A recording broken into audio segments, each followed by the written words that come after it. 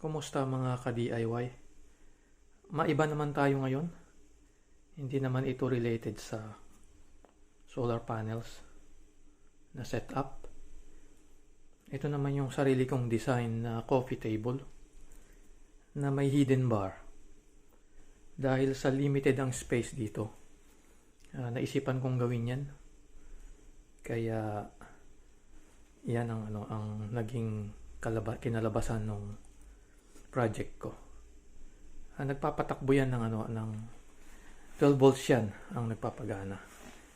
Nandito lang yung setup kong solar. Ayan yung mga spare na battery, marami pa rin sa ilalim na hindi pa nakakabit. Kaya ginamit ko muna para dito. 12 volt supply ng battery. De-remote siya. Ito ang remote.